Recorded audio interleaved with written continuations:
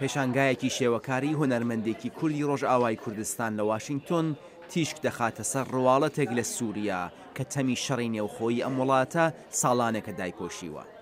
هیوا و ڕووناکی دوو بابەتی سەرەکی ئەو تابلۆیانن کە هونەرمەندی شێوەکار لوقمان ئەحمەد لە پێشانگایەک لە ژێر نێوی مێلۆدی هیوا سەرنجی بینەرانی بۆ سەرڕادەکێشێت. لوقمان ئەحمەد دەڵێت ئەمە ڕواڵەتێک لە سووریایە کە قەیرانی شەڕی ناوخۆیی ناهێڵێت ببینرێت، هەر بۆیە ئەو هەوڵ دەدات و بیری بێنێتەوە لە کۆتاییدا تەنیا هیوا دەمێنێتەوە.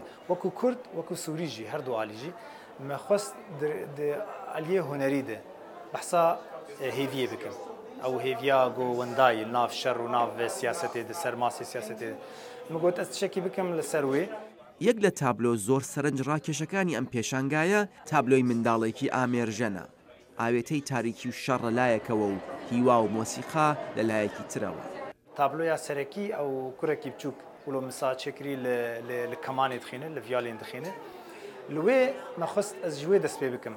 یعنی ئەو لاوەک چ چیرۆکێ دەبێژێت چیرۆکە سووریات بێژێت چیرۆکانە سووری تەنێ ئەگەر بێژن چیرۆکە ژیانێکیشی بێژێت ئەو وڵاتێن گۆ زەحمەتیا شەڕ کشاندنە ئێش و زیانە شەڕ و پێفچوونا گۆ چێ بوویە زارۆک ئەو بەهای حەری مەزن دەدن ئەو دمە قوربانیە سەرەکی لێ زارۆکجی چنە هێڤیەژی دن ئەو کورکێ بچووک لە کەمانە خۆ دخینە وەک نزان بێت چل پاشوی چێ دەبێ ئەو شەڕ و داعش و کوشتن و جینۆساید و هەر تشت تانگ و تۆپ لێ ئەو لە موزیکا خۆ دخینە ئەو لاوک چیرۆکەکێ دەبێژێت چیرۆکە هێڤیە دەبێژێت. ئێرنیا پایۆسۆڤا یەک لە ئامادەبووانی ئەم پێشانگایە دەڵێت تابلۆکانی لوقمان بە کاریگەرترین شێواز پەیامی خۆیان دەگەێنە بینەر.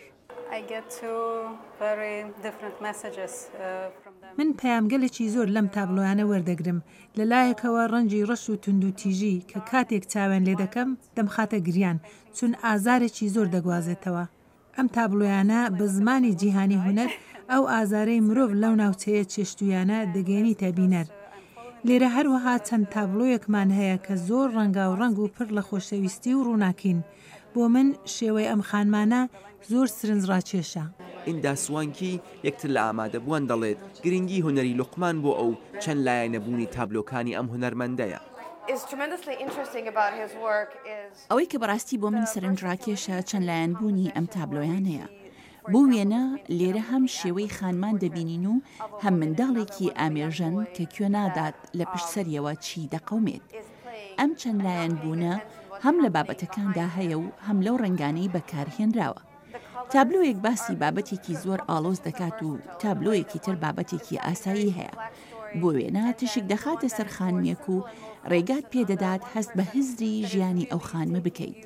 لوقمان ئەو توانایی هەیە کە لە ڕێگای چاوەوە لەگەڵ دڵت قسە بکات.